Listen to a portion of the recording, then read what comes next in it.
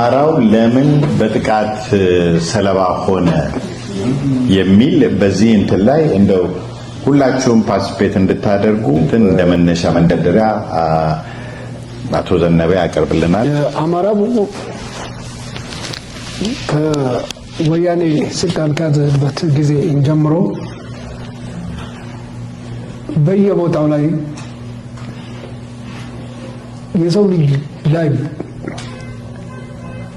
መድረስ የማይገባው ጥቃት ደርሶበታል። አሁንም ይሄንን ሴሌብሬሽን ይቀጥላል። ፖለቲካ አይደለም፣ በምንም መንገድ የፖለቲካ አይደለም። ሂሮ ናቸው፣ የሞቱልን ሰው ናቸው፣ ልናከብራቸው ይገባል። ያን ነው እያደረግን ያለውና በክርስቶስ 12 ሐዋርያት ናቸው ዓለምን የገለበጧት እንደዚህ እና እኛ ከብዛት ሳይሆን ትንሽም ሆነን እቺን እርሾ ብናስቀምጥ ነገ እቺ እርሾ ሌላ ትልቁን እንትና ኮንሲስተንሲ ይኑረን ነው፣ ጥንካሬ ይኑረን። ያ ከሆነ ወደፊት አሁንም ከዚህ የበለጠ ነገ በስተን የምንገኝበትን እንፈጥራለን ብዬ ነው ማሰብ። Why aren't we more effectively mobilized? I think that's what he's trying to essentially get at. It's really simple. How bad do we want it? I remember the first time I realized I was Amara. The first time. I don't know if you have a memory like this. I was just before I turned 12. I was in the church hall, in the main sanctuary, and I won't say the man's name, but I called him Gashi. And he said, "Bam." I said, "Yes, Gashi." And he said, "You Amaras think you're so much better than everybody else." Me? Yeah. Why is it you always think you're so much better than everybody else? And he's like 32, 33 years older than I am. I'm not even 12, I'm 11. Okay. Many of us had this kind of realization, a very kind of sharp experience, life experience, where all of a sudden another Ethiopian was accusing you of being Amara like it was wrong or like it was a sin, right? So I had to go back to my dad. Dad, Gashi, said this to me. I mean, I kind of understand where I'm at, but why would he say this? And he's a very gentleman kind of person. He says, well, that's nonsense behavior. Don't worry about that, right?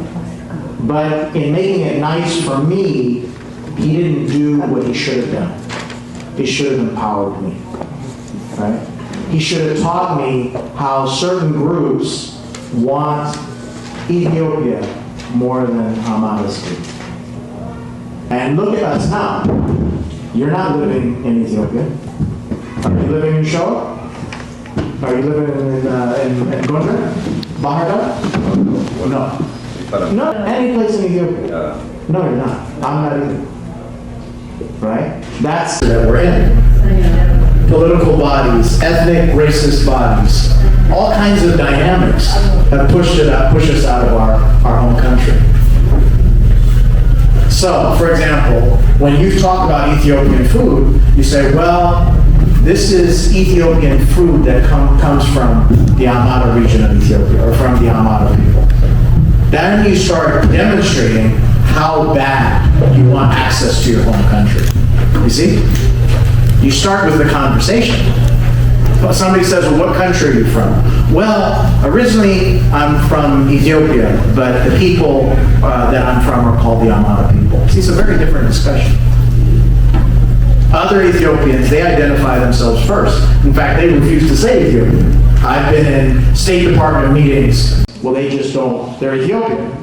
The whole world accuses them or accepts them, or whatever you want to call it, being Ethiopian, but they don't want to be called Ethiopian. You understand me? I don't need to name the groups. You guys know the groups. You notice I don't talk about those groups. I'm talking about what we can do as Amara people. Right? So, the first thing to mobilize the community, because that's really what you're talking about, right, is we have to correct the narrative. We have to make the effort, right? Talk to your Amara friend in Los Angeles. Hey, maybe we can help start like a little computer lab in the village we grew up in. What will that take? Hey, you know, I know a guy that has an extra set of science books. Let's try to get that back to our home village in Amara region, Ethiopia. You see? It's a very different conversation. We can't fix Ethiopia if we don't fix the Amara issue. Do you understand that? I mean, do you really understand it? As Amara people, we're pushed out of our home country. So that's the first thing. You start with a conversation. The second thing is you demand the community to participate. Right? Wait, I thought you were Amara. Actually, technically, I'm not. Guess what? Ethiopians still consider you Amara. Technically, I'm only a quarter Amara. Nah, your name is Amharic. You speak Amharic. You don't speak the other languages. Ethiopians consider you Amara. You understand? You look Amara, you smell Amara, doesn't matter. Not just other Ethiopians, but people in Somalia, people in Djibouti, people in Sudan. They don't talk about Ethiopians when they're talking for real about real political organizing. So we need to make sure we take care of squeezing those Amaras. We have to make sure we can control those Amaras. I met an Egyptian guy at a gas station. He was real friendly. He goes, you know what? Where are you from? I said, well, from Los Angeles. He goes, no. Where are you really from? I said, well, my family's from Ethiopia. And we're from the northern part of Ethiopia. But I didn't know, how to. And he goes, oh, you're one of our enemies. What do you mean I'm your enemy? I'm buying gas for you. You understand me? Yeah. So if an Egyptian knows that I'm Amara, right, just from a few words exchanged, why don't we know we're Amara? How bad do we want it? How bad do we want for success for our people? How bad do we want access to our home country? Italian Americans can have a business here in the United States and have a business, a rental property, a vacation home, right? And not have to pay corruption money to have those things in Italy. And they can go freely back and forth between Italy and the United States. Right? We can't. Whose fault is that? Somebody else or us? My dad would say, when you talk about a problem and you're pointing at someone, worry about the three fingers pointing back at you. How did you participate in that problem? You understand? So the mobilization of the Amara movement starts with us, not with somebody else. Starts with our conversations, not with somebody else. Starts with how we build charities, not with somebody else. How we build institutions, not with somebody else. Nobody's going to come and save us. I've met with the State Department more times than I can count. They don't care about us. So anyway, I hope that helps encourage that we need to change the narrative. Namaste. Thank you. አምስት መቶ ብር አምስት ቢሊዮን አሁን ዛሬ ደግሞ በካሽ 200 ብር ሰጥቶናል። በጣም እናመሰግናለን። በእውነቱ በዛሬው ቀን ትልቅ ስራ ነው የሰራ ነው። ትልቅ ስራ ነው። ምክንያቱም ይሄ ነገር ወደፊት እናንተ በታሪክ ተመዝግባችኋል። ዛሬ ስማችሁን እንደዚህ የታለ ሊስት ይህንን ሊስት የፈለግንበት ምክንያት ከዚህ ፋውንዴሽን ታሪክ ውስጥ አንዱ ነው የሚሆነው እና የዚህ የፋውንዴሽን ታሪክ አንዱ አካል ትሆናላችሁ። ዛሬ ያለበት ቦታ ሳይሆን እድገቱን ነው የምናየው። ለሀገር ለወገን በፕሮፌሰር አስራት ስም የእሳቸውን ስም ከመቃብር በላይ ለዘላለም ለማኖር ነው የምናደርገው ጥረት። ምክንያቱም ባለውለታችን ናቸው። ማንም በሌላ ባልተነሳበት ጊዜ ለብቻቸው የሞቱልን በመሆናቸው እየተነሳ ነው። ስለዚህ እናንተ ዛሬ እዚህ ያላችሁ ሰዎች ታላቅ ታሪክ ሰርታችኋል ማለት ይችላል። እሺ ፓስካ ሌላ መናገር የፈለኩት ያልተነገረ ነው። ፕሮፌሰር አስራት የአማራ ጽሕፈት ቤት አቋቁሞ ነበር አዲስ አበባ ውስጥ። አማራ የተባለ በሙሉ እየመጣ ካርድ እንዲወጣ አድርገዋል። ከስቴት ዲፓርትመንት ጋር ተነጋግረው ኢሚግሬሽን አማራ ያን ካርድ ያሳይ በሜክሲኮ በኩል እንዲገባ አድርገዋል። ከሜክሲኮ ድረስ መጥተው ከሜክሲኮ እንዲገቡ አድርገዋል። ትልቅ ነገር ነው ያደረጉት፣ በጣም ትልቅ። እሱን እንዲታወስ ብዙ ሰው አያውቅም ይሄንን። ታንክ ዩ።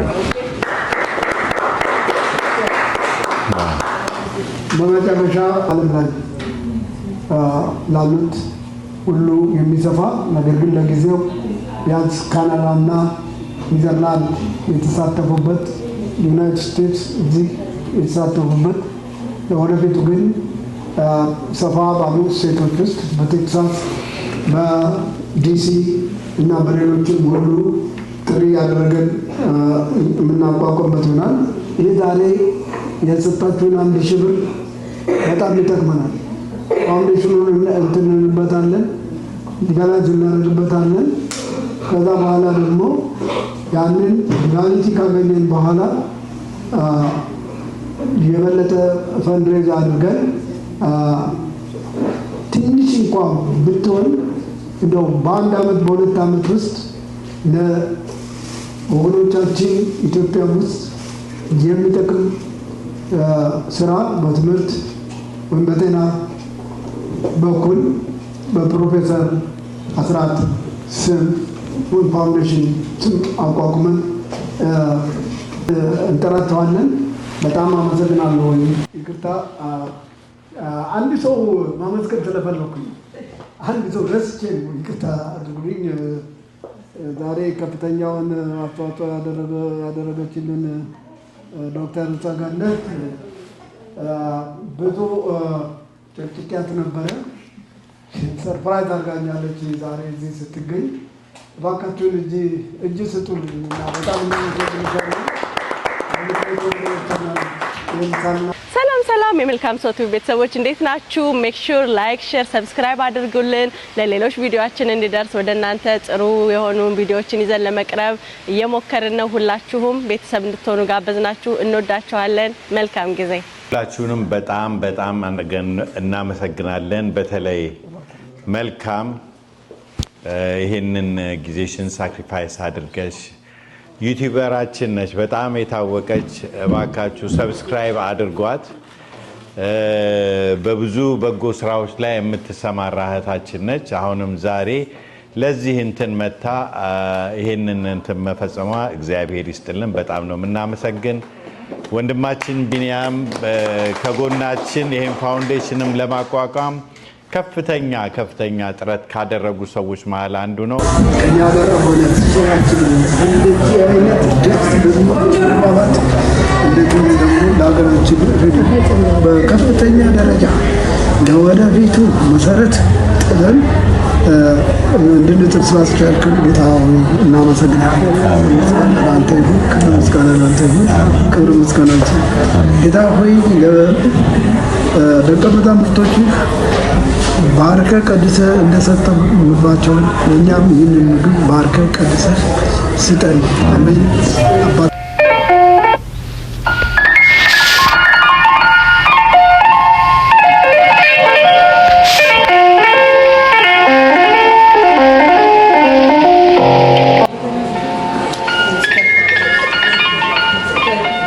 ውድ አባታችን መሪያችን ፕሮፌሰር አስራት ወልደየስ ዛሬ 27 ዓመት እነሱ ገደልንህ ይላሉ። እኛ ግን 27 ዓመቱን ሙሉውን ስምህን ከመቃብር በላይ አድርገን ዘላለማዊ አድርገናል። በዛሬው ቀን በአንተ ስም ፋውንዴሽን በማቋቋም አንተ ያሰብከው ለሀገር የሚጠቅሙ ስራዎችን በጤና በኩል በትምህርት በኩል እንደዚሁም ደግሞ በመልካም አስተዳደር በኩል ያንተን ስራ ለመቀጠል ወስነን ተነስተናል። እግዚአብሔር ይመስገን። በትምህርት በኩል ለምን ታላቅ አስተማሪ ነበርክና ነው በአዲስ አበባ ዩኒቨርሲቲ ውስጥ የሕክምና ፋክልቲን ከሰሩት ሰዎች ከፈጠሩት ሰዎች ዋና ግንባር ቀደም ሆነህ ሰርተሃልና ወገኖችህን አሰልጥነሃልና ትምህርትን ለማጥፋፋት ብዙ ሰርተሃልና በዛ መስክ ስምህን ይዘን እንቀጥላለን፣ ስራህን ይዘን እንቀጥላለን። በጤና በኩል የታወቀ ነው። ማንም ኢትዮጵያዊ ዶክተር በሌለበት ጊዜ አንተ ደርሰህ ወገኖችህን ከልዩ ልዩ ህመም በሽታ በማዳን አገልግለሃልና በዛ በኩል ደግሞ እንደዚሁ አንተ ያሰብከው ወገኖችህ በሙሉ የጤንነት አገልግሎት የሚያደርጉትን ለመርዳት ተዘጋጅተናል። በመልካም አስተዳደር በኩል ሞተለታልና የኢትዮጵያ ሕዝብ ሰላም እንዲኖረው ዲሞክራሲ እንዲኖረው አንተ ራስን አሳልፈህ ሰጥተሃልና በዛ መንገድ በመስራት ለኢትዮጵያ ዲሞክራሲ መልካም አስተዳደር እንዲኖር እስከ መጨረሻ እንታገልላለን። ክብር ምስጋና ለእግዚአብሔር ለፈጣሪያችን ሁን። በዓላማችን ወደፊት እንሄዳለን። አመሰግናለሁ። ቅዳቱ ምንድን ነው? አመስግን። እሺ፣ እግዚአብሔር ይስጥልን። እንግዲህ ከሩቅም ከቅርብም ሆናችሁ ይህንን ፕሮግራም ለዚህ ዝግጅት ጊዜያችሁን መስዋዕት አድርጋችሁ የቆምንበት ዓላማ ትልቅ ቢሆንም ለዚህ ሰዓት ራሳችሁን መስዋዕት አድርጋችሁ ለዚህ ለመጣችሁ በሙሉ እግዚአብሔር ብድራችሁን ይክፈላችሁ። አሁንም እንግዲህ ለዋናው ዓላማ ከዚህ ጋር ሰው መብዛት አይደለም። ትልቁ ነገር ጥቂቶች ሆነው ነው ዓለምን የለወጡት እና በጥቂት ሰዎች ትልቅ መሰረት ሊጣል ይችላል። ወደፊት ደግሞ አሁን እንዳየነው ሳይሆን ተጨናንቃችሁ ቤት የምናያበት ጊዜ ይመጣል። እግዚአብሔር ለዛ ያብቃን፣ እድሜ ጤናውን ይስጠን። እናንተንም በሰላም በፍቅር እንግዲህ ለሚቀጥለው ዓመት ያድርሰን። ሰላም እሺ፣ እናመሰግናለን። እናመሰግናለን። እግዚአብሔር ይስጥልን። ታንክ ዩ ፎር ካሚንግ። ታንክ ዩ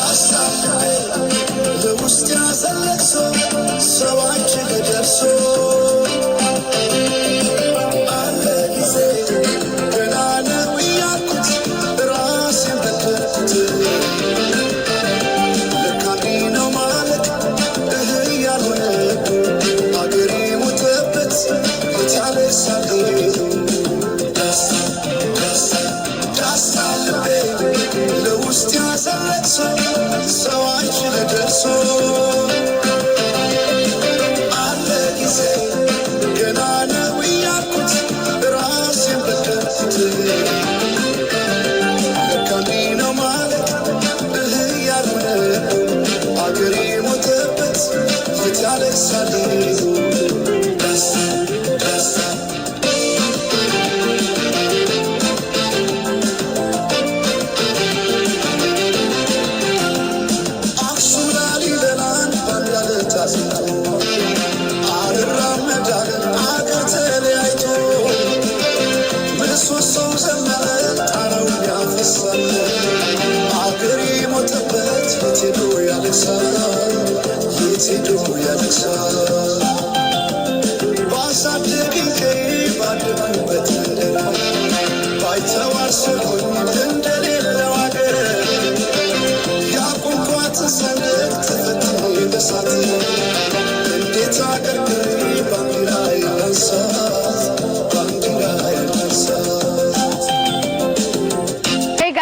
Back on Medcomso Tube. We're here with another video, and I just want to say, make sure to subscribe, like, and share. So I'm going to come up there, and I better see you guys subscribe, okay? Are you subscribed?